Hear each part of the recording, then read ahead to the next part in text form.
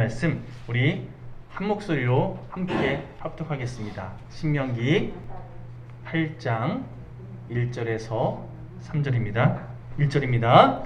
내가 오늘 명하는 모든 계명령을 너희는 지켜 행하라. 그리하면 너희가 살고 번성하고 여호와께서 너희의 조상들에게 맹세하신 땅에 들어가서 그것을 차지하리라. 내 하나님 여호와께서 이 40년 동안에 내게 광야길을 걷게 하신 것을 기억하라. 이는 너를 낮추시며 너를 시험하사 네 마음이 어떠한지 그 명령을 지키는지 지키지 않는지 알려 하심이라.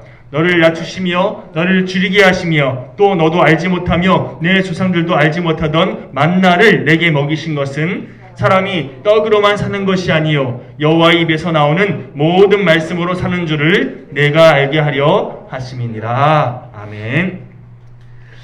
오늘 말씀 제목은 광야로 인도하신 이유라는 제목으로 함께 말씀을 나누도록 하겠습니다. 신명기 6장 4절에서 9절까지 말씀을 쉐마라고 합니다. 히브리어로 들으라 라는 뜻이 있는데요. 하나님께서 이스라엘 백성들에게 향하신 하나님의 뜻을 신명기 6장 4절에서 9절에 정확하게 다루고 있어서 이스라엘 백성들은 이 쉐마의 말씀을 암송하고 또 매 순간 붙잡고 살아가 노력한다고 제가 알고 있습니다. 그 쉐마의 말씀 가운데 7절에 이런 기록이 있습니다. 제가 봉독해 드리겠습니다. 내 자녀에게 부지런히 가르치며 집에 앉았을 때에든지 길을 갈 때에든지 누워있을 때에든지 일어날 때에든지 이 말씀을 강론할 것이며. 자, 여기서 말한 부지런히라는 단어가 있는데요. 이 부지런히 번역된 히브리어 샤나한이라는 단어는요, 칼을 갈다 라는 뜻이 있습니다. 요즘에는 집에서 칼을 갈아서 쓰진 않지만 여러분 칼 예전에 다 갈아보셨잖아요. 그렇죠? 어떻습니까? 칼 갈 때 그냥 한번 쓱 하면 잘 갈립니까? 우리 김학성 원사님은 아마 칼을 사용하시는 그런 일을 하시니까 칼 잘 갈아야 되잖아요. 어떻게 갈아야 되나요? 쓱, 싹, 쓱, 이렇게 계속해서 숫돌에 잘 반복해서 왔다 갔다 반복적으로 갈아줘야지만 아주 날카롭게 잘 날이 잘 든 그런 칼을 갈 수 있지 않습니까? 여러분 한마디로 반복 작업을 하라. 이게 샤나한 부지런히라는 단어의 뜻이라는 거죠. 자, 그렇습니다. 여러분 신앙교육은요 항상 반복 훈련이 필요합니다. 사실 신학훈련뿐만 아니라 우리의 삶의 모든 과정은요 이 반복이 굉장히 중요해요. 어린아이들도 처음부터 잘 걷는 게 아니잖아요. 뒤집었다가 기었다가 일어섰다가 걷고 그러고 나중에 뛰는 이 모든 과정 속에서 아이가 걷기까지 얼마나 많은 순간 많은 시간 동안 반복적으로 그것을 훈련해 나가는 과정이 그렇게 쌓여서 결국에는 걸을 수 있게 되고 뛸 수 있게 되는 거잖아요. 사실 제가 로봇에 대해서 관심이 많은데요. 로봇이 서서 걷는 이 과정이 굉장히 많은 과학적인 여러 가지 집약적인 그런 이게 필요하다고 하더라고요. 계단 하나 걷는 데까지 1년 동안 연구해야지만 잘 걸을 수 있도록, 잘 올라갈 수 있도록 그렇게 프로그래밍 할 수 있다는 거죠. 여러분, 반복을 하는 이유 한마디로 그냥 숙달되게끔 막 이렇게 저렇게 해야지 계획하지 않아도 자연스럽게 행할 수 있도록 그렇게 우리 삶 가운데 체득되게끔 하는 것이 반복 작업, 반복 훈련의 이유 아니겠습니까? 그렇습니다. 여러분, 우리가 믿고 의지하는 하나님은요 사실 우리보다 훨씬 크신 분입니다. 우리적으로는 도저히 담을 수 없는 분이 우리 하나님이시잖아요. 생각해 보십시오. 어떤 큰 그릇이 있어서 거기에 작은 거 하나 집어넣을 때에는 그냥 대충 집어넣어도 다 들어가요. 그런데 작은 그릇에 좀 그보다 큰 것을 집어넣어야 된다. 여러분, 이거 어떻게 집어넣어야 될지 여러 방면으로 고민하고 또 고민해야 겨우겨우 반복해서 방법을 찾는 이 과정을 통해서 큰 것을 작은 그릇에 집어넣을 수 있는 방법을 찾을 수 있게 되지 않습니까? 마찬가지로 너무나도 크신 하나님, 우리가 담을 수 없는 그 하나님을 우리가 이런저런 모양으로 계속해서 반복적으로 묵상하고 또 경험하는 이 과정 속에서 여러분 결국 하나님에 대해서 조금씩 깨닫는 그런 삶의 과정들을 경험하게 되어 있다는 거지요. 어떤 사람은 이런 모습의 하나님, 또 어떤 사람은 저런 인격의 하나님을 경험하면서요. 여러분 교회가 왜 공동체로 모여야 되는지 아십니까? 그 크신 하나님을 나의 삶으로는 다 이해하지 못하기 때문에 나의 퍼즐조각, 내 삶이라는 이 퍼즐조각이 다른 삶의 삶의 퍼즐조각과 맞춰졌을 때 하나님은 이런 분이셨구나 더 많이 알아갈 수 있는 거거든요. 그리고 그렇게 조금씩 더 많이 알아가는 하나님에 대해서 더 온전히 예배드릴 수 있는 그런 예배자로 살아갈 수 있는 거거든요. 여러분 내가 크면 굳이 애쓰지 않아도 하나님을 다 담을 수 있고 다 이해할 수 있지만 나는 그렇게 큰 그릇이 아니기 때문에 하나님을 담기 위해서 이런저런 모양으로 삶의 과정 속에서 반복적인 훈련이 필요하다는 겁니다. 어떤 데에는요 평생 신앙생활 하신 분이 죽음을 며칠 앞두고 나서 이게 이런 뜻이었구나 말씀을 깨닫고 너무나 기뻐하시는, 며칠 뒤에 이제 삶이 끊어질 것 같이 그렇게 며칠 안 남은 그런 분이신데도 불구하고 말씀을 깨닫고 너무나 기뻐하시는 걸 제가 본 적이 있어요. 하나님께서 깨닫게 하신 것을 너무나 감사하면서 이게 이런 뜻이었군요 하나님, 너무나 감사하시는 그 모습 보면서 이 세상에서 가장 큰 기쁨은 하나님을 아는 기쁨이구나, 이것을 제가 그분의 그 모습을 보면서 깨달은 적이 있습니다. 여러분 말씀은요 우리의 삶, 우리의 그릇보다 훨씬 크십니다. 하나님은요 우리가 도저히 담을 수 없는 그런 큰 분이시라는 겁니다. 그래서 우리가 그 하나님을 우리의 것으로 체질화시키기 위해서는요 반드시 반복적인 학습, 반복적인 훈련이 수반되어 준다는 거죠. 반복 훈련뿐만 아니라 하나님께서는요 우리가 정말 절실하게 또 간절하게 갈급한 인생 되게끔 우리를 그렇게 어떤 상황과 환경을 통해서 인도하실 때가 있습니다. 이걸 성경적인 용어로 빌자면 광야 훈련이라고 합니다. 광야 훈련. 한마디로 아이들이 학교에 가야지 뭘 배우잖아요. 하나님께서 광야 학교에 우리를 보내셔서 우리들로 하여금 하나님이 어떤 분이신지, 하나님의 뜻이 무엇인지를 깨닫게끔 인도하실 때가 있다는 겁니다. 여러분 고난이라고 하는 광야, 시련이라고 하는 광야, 이런 광야 학교를 우리가 거치는 과정을 통해서 평상시에는 이해하지 못했던, 또 평상시에는 그냥 내 생각, 내 경험, 내 감정이 중요해서 붙잡지 않았던, 깨닫지 못했던 그 하나님의 뜻에 대해서 광야의 과정을 거침으로 하나님께서 원하시는 게 이런 거였군요, 하나님 뜻이 이것이었군요, 깨닫게 하시는 이런 인도하신, 이것이 광야에 우리를 이끄시는 하나님의 목적이라는 거죠. 여러분 우리가 육체적으로 평안할 때에는요, 말 그대로 승승장구할 때에는요 절실하지 않아요. 어떤 분은 이런 평안함이 계속 유지됐으면 좋겠다라고 말씀하신 걸 든 적이 있는데요, 인간적으로 생각하면 그랬으면 좋겠습니다. 평안함이 계속 유지되면, 행복한 시간들이 마냥 계속 이어지면 얼마나 좋겠습니까? 그런데 햇빛이 쨍쨍 내리쬐는 이 맑은 날이 계속 유지되잖아요. 어떻게 되는지 아십니까? 흙이 마르고 점점 황폐해지는, 결국 땅이 사막화되어진다고 하더라고요.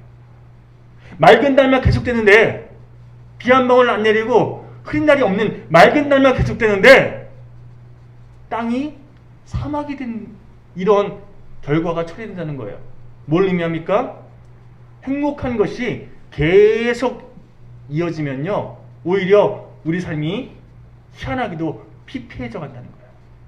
행복한 것을 행복하다고 깨닫지 못하고, 감사한 걸 감사하게 여기지 못하는, 오히려 여러분 너무나 매너리즘에 빠지는 그런 삶이 찾아오게 돼 있다는 겁니다.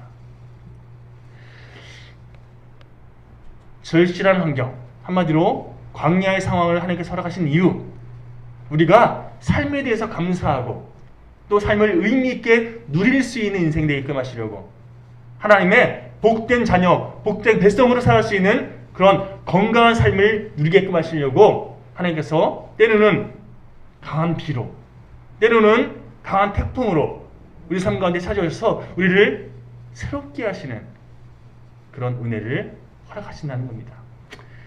여러분, 그런 의미에서 오늘은요, 하나님께서 우리 인생 가운데 허락하시는 이 광야 같은 상황들, 환경들에 대해서 우리가 어떻게 이해할, 또 어떻게 받아들이는 것이 필요한지 말씀을 통해서 함께 묵상하는 그런 시간이 되었으면 좋겠습니다. 첫째로, 잠시만요. 네, 한번 읽어보겠습니다. 시작. 하나님의 백성답게 가다듬기 위해서. 여러분, 우리 삶 가운데 하나님께서 허락하시는 광야의 상황, 광야의 환경은요, 우리에게 하나님께서 허락하시는 어떤 축복이 있습니다. 한마디로 우리가 하나님의 백성다운 모습으로 살 수 있도록 인도하시는 하나님의 손길이라는 거지요. 하나님께서는요, 우리 삶 가운데 겸손이 없으면 얼마나 위험한지, 또 우리가 낮은 자리, 또 비움의 자리, 겸손한 삶의 모습으로 살아가는 것이 얼마나 중요한지를 광야를 통해서 깨우치게 하십니다. 오늘 본문 2절 말씀 우리 다시 한번 찾아볼 텐데요, 한번 읽어볼까요? 시작. 네 하나님 여호와께서 이 40년 동안에 내게 광야길을 걷게 하신 것을 기억하라. 이는 너를 낮추시며 너를 시험하사 네 마음이 어떠한지 그 명령을 지키는지 지키지 않는지 알려 하심이라. 아멘. 너를 어떻게 한다고요? 낮추시며. 여러분, 우리를 낮추시기 위해서, 이게 우리를 쉽게 말해서 깔아뭉개기 위해서 우리를 정말 하찮은 모습으로 그렇게 낮추시기 위해서, 이런 의미가 아니에요. 우리를 겸손케 하시려고, 우리가 겸손한 삶의 모습으로 살아가게끔 하시려고 하나님께서 그렇게 우리의 삶 가운데 허락하시는 손길이 있다는 겁니다. 여러분, 이스라엘 백성들은요, 출애굽 과정을 거치면서 굉장히 큰 은혜와 기적을 경험했습니다. 그렇죠? 우리 흔히 아는 것처럼 출애굽하기 직전에 애굽 땅에 뭐가 내려졌죠? 하나님께서 10가지 재앙을 내리시지 않았습니까? 애굽 사람들에게는 10가지 재앙이었지만 이스라엘 백성들에게 있어서는 그 10가지 재앙이 뭐였죠? 10가지 기적이었어요. 하나님께서 우리를 건지시기 위해서 허락하신 기적이었어요. 그렇죠? 또 홍해 건널 때는요, 여러분, 홍해가 갈라지는 놀라운 경험, 그 기적을 경험했습니다. 또 광야에서는요, 매일매일 만나로 먹이시는, 한마디로 나를 먹이시고 내 삶을 인도하시는 하나님의 그 놀라운 은혜를 경험했어요. 목이 마를 때마다 하나님께서 물을 허락하셨고, 불과 구름 기둥으로 갈 길을 인도하시고 그들을 보호해 주셨어요. 여러분, 살아계신 하나님의 그 놀라운 기적들, 놀라운 함께 하시는 그 은혜를 매 순간 맛보면서 그 은혜를 누렸던 이스라엘 백성들, 그렇다고 한다면 그 하나님의 놀라신 능력, 하나님의 그 은혜를 기뻐하면서 하나님 말씀 가운데 하나님의 뜻대로 아멘 하며 사는 것이 이스라엘 백성들의 삶의 모습이 되는 게 마땅할 것 같은데 어떻습니까? 여러분, 모세오경 출애굽 이후에 이스라엘 백성들의 삶의 모습을 쭉 기록한 성경 말씀을 읽어보면요, 이스라엘 백성들은 하나님 말씀에 순종하지 않았어요. 오히려 자기 마음에 안 들면 원망하고 불평하고 하나님은 안 계신다고 그렇게 오히려 자기가 붙잡았던 자기 생각에 더 몰두되는 이런 시간들이 더 많았다는 거예요. 여러분, 이스라엘 백성들만 그런 게 아니라요. 사실은 솔직히 말해서 하나님을 경험한 그런 인생, 모든 인생들이 하나님을 경험했다고 해서 하나님께 속한 인생으로 100% 변화되는 게 아니더라는 거예요. 여전히 나라고 하는 자아, 내가 원하는 그 삶을 추구하면서 오히려 자기를 위해서 하나님을 그렇게 어떻게든 이용하려 드는, 내 계획 성취를 위해서 내가 원하는 그 방향을 이루기 위해서 하나님은 나를 도와주시는 분인 거예요. 그렇죠? 나의 도우미인 거죠. 내가 주체인 거예요. 내가 중심이고 내가 주인인 거예요. 그래서 하나님은 그냥 그런 나를 도와주시는 나의 도우미 정도, 이렇게 여기는 인생들이 정말 많다는 겁니다. 여러분 잘 아시는 주님 말씀하시면 내가 나가리다. 주님 뜻이 아니면 내가 멈춰서리다. 여러분 이 고백이요, 우리 삶 가운데 온전히 이루어지는 이런 순간들이 생각보다 없어요. 오히려 내가 원하는 대로 주님 이뤄주소서, 나의 뜻이 아니면 주님 멈춰주소서, 이게 더 많아요. 그렇지 않습니까? 내 원함을, 내 계획을, 내 바람을 채워주는 그런 존재인 게 하나님이에요. 때문에 하나님께서는요, 이스라엘 백성들이 자기 본성, 이 죄된 본성이 이끄는 대로 하나님을 이용하려고 하고, 또 자기가 원하는 대로 살아가려고 하는 그런 삶의 모습을 돌이키시죠. 하나님께서 기뻐하시는 하나님의 백성다운 모습을 그렇게 회복시키시려고, 자기가 필요한 때에만 하나님을 찾는 그런 모습이 아니라 하나님의 말씀 가운데 온전히 거하는, 그렇게 하나님의 뜻을 아름답게 이루어가는, 이 땅에 하나님께서 보내신 목적대로 아름답게 쓰임받는 그런 삶의 모습으로 가다듬으시기 위해서 하나님께서 광야로 이끄셨고 광야 학교에 입학시키셔서 훈련하셨다는 겁니다. 여러분, 자신의 연약함을 철저히 깨달을 수 있는 장소, 광야는 바로 그런 곳이에요. 아무것도 없잖아요. 내가 의지할 수 있는 것이 아무것도 없고 결국에는 나는 이것밖에 안 되네, 자기의 연약함을 깨달을 수 있는 장소가 바로 광야예요. 사람도 의지할 수 없고 나도 의지할 수 없는, 그래서 결국 의지할 분은 바로 하나님밖에 없음을 깨닫는 장소, 이것이 광야라는 것입니다. 여러분 자동차 보면요, 냉각수 통해서 자동차 엔진이 과열되지 않도록 그렇게 조치하는 장치가 있지 않습니까?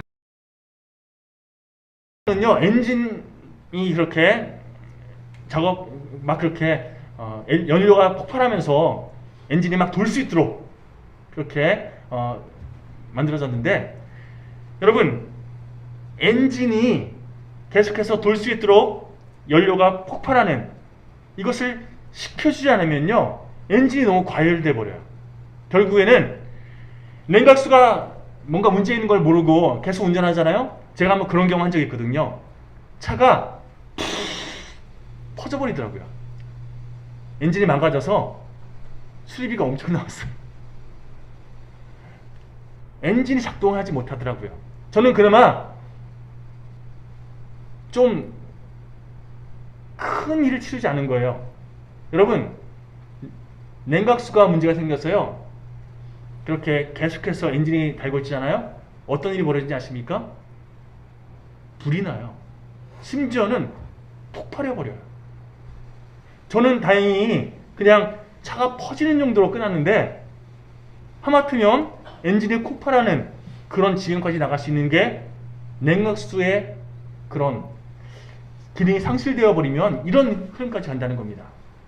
여러분, 마찬가지로 우리 삶 가운데도 우리 삶을 제어할 수 있는, 우리가 너무 폭주하지 않도록 우리를 제어해주는, 우리를 냉각시켜주는 그런 제어장치, 우리가 과열양상으로 치닫지 않도록 우리를 그렇게 제어해주는 이 장치가 필요한데, 이게요 바로 겸손이라는 마음가짐이라는 겁니다.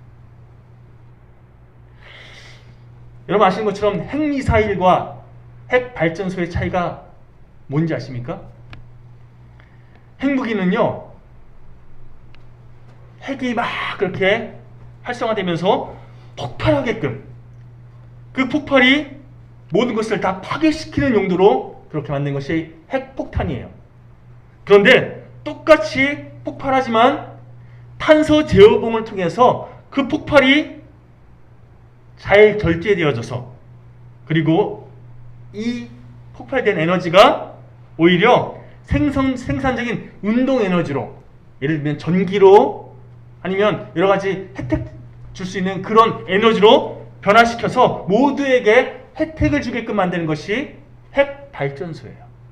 폭발하는 건 똑같은데 폭발이 파괴로 흘러가느냐 아니면 제어해서 생산적인 활동으로 바뀌느냐, 이거의 차이가 바로 핵발전소와 핵미사일의 차이로 나타난다는 거죠. 여러분 또 생각해 보겠습니다. 가장 좋은 차 하면 뭐 여러 가지가 있겠지만, 뭐 그냥 우리가 흔히 아는 벤츠, 뭐 이렇게 좋은 클래스가 있습니다. 그런데 정말 잘 나가는 좋은 성능의 벤츠를 내가 몬다고 할지라도요, 브레이크가 고장나면 그 벤츠 아무리 비싸고 아무리 좋아도 오히려 나의 생명을, 또 다른 사람의 생명을 위협하는 무기가 될 뿐입니다. 그렇죠? 아무리 좋아도요, 브레이크가 고장나면 안심하고 탈 수가 없어요. 하나님께서 우리에게 광야 학교를 허락하시는 이유는요, 우리 삶 가운데 냉각 시스템, 또 브레이크 잘 작동되는 브레이크가 그렇게 잘 움직일 수 있도록 우리가 그렇게 건강한 삶을 살아갈 수 있게끔 인도하시는 과정이라는 겁니다. 때때로 우리의 삶, 우리의 어떤 계획과 목표, 이것을 잘 이루기 위해서 열심을 다하는 게 필요하다. 열심히 살아야 돼. 열심을 다해야 돼. 이렇게 생각하는 경우가 있습니다. 물론 열심 중요합니다. 그렇죠? 열심을 다하는 게 정말 필요합니다. 그런데 어떤 분이 그런 말 하더라고요. 열심히 하는 건 중요하지 않아. 열심히 하는 건 당연한 거야. 열심보다 더 중요한 게 있는데 잘하는 거야.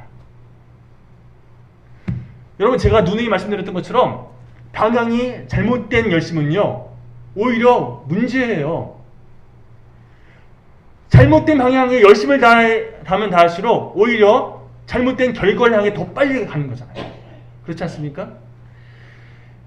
바른 방향을 향해서 하나님께서 우리의 삶 가운데 원하시는 바른 목표를 향해 나가는 열심, 이게 필요한데, 그러려면 바른 냉각 시스템과 바른 브레이크 시스템이 잘 갖춰진 인생이 되어야 되는 거죠. 내가 아무리 하고 싶어도, 내가 아무리 가고 싶어도, 내가 아무리 원해도 주님 뜻이 아니면 멈출 수 있는 이런 냉각 시스템, 브레이크 시스템이 잘 갖춰진 인생. 겸손은요, 우리가 흔히 아는 것처럼 저 못해요, 저 아니에요, 이렇게 말하는, 이 태도를 말하는 게 아니에요. 겸손은요, 하나님의 뜻이 무엇인지 알아서 그 하나님의 뜻에 순종하는 마음가짐, 이게 겸손이에요. 여러분 잘 아시는 삼손이라는 사람이 있습니다. 삼손은 하나님께서 큰 능력, 큰 힘을 주신 사람이에요. 그렇죠? 그런데 비록 삼손이 마지막 순간에 회개하면서 하나님께서 자기에게 주신 그 모든 시간들을 헛되이 제가 낭비했습니다, 회개 기도하긴 했지만, 그래서 하나님께 귀하게 쓰임받는 그런 마지막을 그가 경험하긴 했지만, 그러나 여러분 사사기에 기록된 삼손의 삶을 쭉 살펴보면요, 냉각 시스템이 없는, 브레이크 장치가 없는 능력이 얼마나 무의미하게 개인의 야욕과 만족을 채우는 그런 소모품으로 전락하게 되는지 여실하게 우리에게 보여줍니다. 자기에게 주어진 능력이요, 하나님의 뜻이 아니라 자기의 만족을 위해 활용되어지니까 이게 이상하게 흘러가더라는 거예요. 이스라엘 초대 왕이었던 사울 왕도 마찬가지입니다. 하나님께서 사울 왕에게 하나님 백성들을 맡겨주셨거든요. 백성들을 잘 치리하라고, 잘 통치하라고 그에게 영혼들을, 사명을 맡겨주셨어요. 그런데 시기와 질투에 휩싸여서 다윗은 만만이요, 사울은 천천히라, 자기보다 다윗이 더 대단하다는 사람들의 이야기 그 속 막 퍼지니까 그걸 질투하고 시기야 이 마음을 절제하지 못해서요, 결국 다윗을 잡아 죽이려고 쫓아다니는 이 허송세월로 그의 삶을 다 망치지 않았습니까? 냉각 시스템이 없으면요, 권력이 주어져도 얼마나 허망하게 잘못 쓸 수밖에 없는지 여실하게 보여주고 있다는 겁니다. 반면 하나님께 귀하게 쓰임받은 그런 인생의 모습들 한번 성경을 통해 살펴보십시오. 예를 들어서 모세, 다윗, 요셉, 엘리야, 사도 바울, 여러분 모두 다 광야 학교를 거쳐서 그의 각자의 삶의 자리에서 하나님께서 훈련하시고 또 하나님만 의지하게끔 인도하시는 이 과정을 거치면서 결국 겸손하게 하나님께만 순종하는, 하나님의 말씀에 온전히 그 삶을 맡겨드리는 그런 인생으로 가다듬어서 갖고 결국 하나님께 귀하게 쓰임받지 않았습니까? 혹시 난 왜 이렇게 험난한 삶을 살아가지? 왜 나에게만 이런 고통이 찾아오는 거지? 왜 이런 어려움이 나에게 계속 끊이지 않는 거지?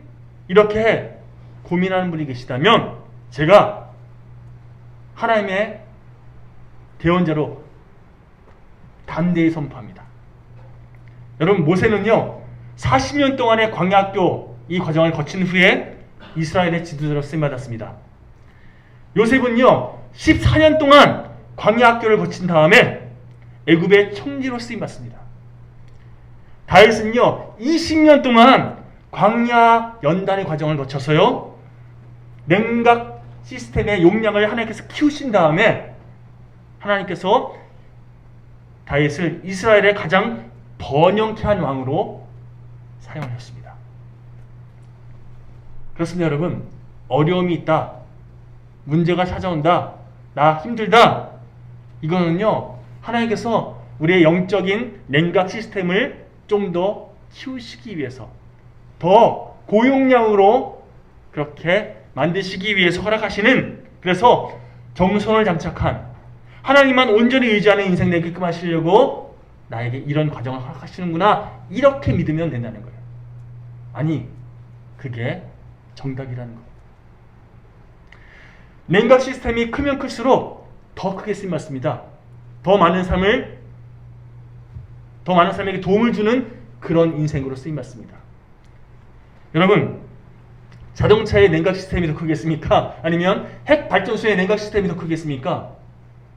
큰 만큼 더 귀하게 쓰임받기 마련인 겁니다.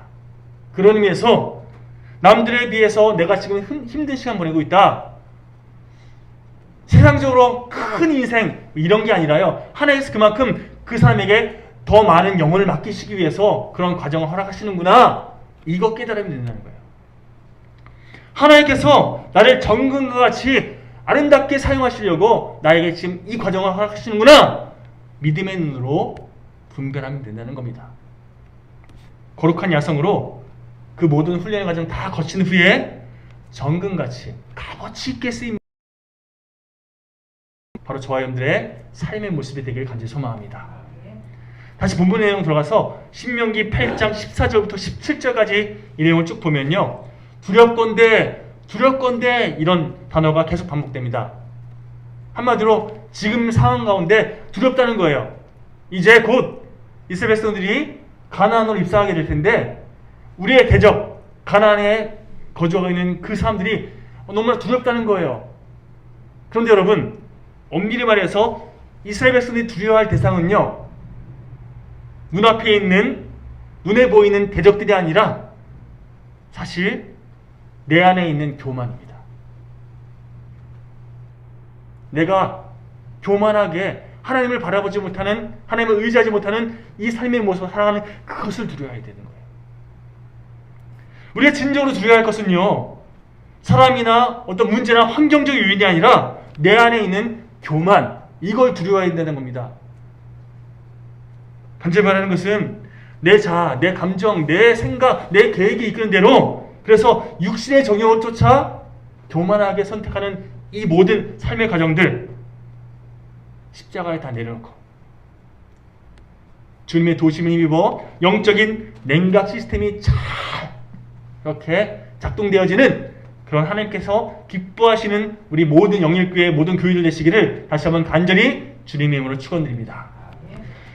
두 번째로, 하나님께 다 맡기면요, 하나님께서 채우시는 것을 경험하는 인생. 한마디로 하나님을 전적으로 의지하는 인생 되게끔 하시려고 하나님께서는 우리에게 광야 훈련의 과정을 허락하십니다. 자, 한번 읽어볼까요? 시작! 하나님만 전적으로 의지하는 인생이 되게 하시려고. 여러분, 여기서 하나님만, 이게 되게 중요해요. 하나님을, 이것도 의지하고 저것도 의지하는데 하나님도 의지하는 이게 아니라 하나님만 전적으로 의지하는. 우리가 기도할 때 보면요, 우리가 신앙생활 할 때 보면요, 내가 할 수 있는 이런저런 방법들 다 찾아보고 나서 그래서 안 될 때 하나님께 기도하는 그런 경우 참 많아요. 순서가 바뀐 거예요. 하나님께 먼저 기도하고 하나님께 주신 지혜로, 하나님의 방법으로 살아가는 게 우리의 삶의 과정이 되어야 되는데, 내가 머리 굴려서 내 경험 의지해서 이런저런 거 다 해보려고 해보고 그래서 안 되면 하나님 도와주세요, 이게 우리의 삶의 선택일 때가 참 많다는 겁니다. 하나님만 전적으로 의지하는 인생 되게끔 하시려고 하나님께서 우리에게 광야를 허락하신다는 거예요. 오늘 본문 4절에 보면요, 광야 생활하면서 이스라엘 백성들의 의복이 헤어지지 않았다라는 표현이 있습니다. 이게 진짜로 옷이 헤어지지 않았다, 뭐 그럴 수도 있죠. 그런데 옷이라는 게 헤어지지 않을 수 없잖아요, 그렇죠? 아무리 좋은 옷도요, 10년 지나면 다 헤어져요. 40년 동안 이스라엘 백성들이 옷이 헤어지지 않은 경험했다. 이거는요, 엄밀히 말해서 하나님께서 그만큼 모든 것들을 다 채워주셨다. 먹는 거, 입는 거, 씻는 거 다 채워주셨다. 이거 말하는 거예요. 하나님께서 이스라엘 백성들을 그렇게 책임져 주시고 챙겨주시는 이 경험을 이스라엘 백성들은 40년 동안 했어요. 먹이시는, 입히시는 하나님을 경험했다는 거죠. 우리가 이 땅을 살아가면서 하나님의 백성으로서 경계해야 할 태도가 있습니다. 한마디로 하나님을 온전히 믿지 못하는, 하나님께 온전히 맡겨드리지 못하는 그런 태도.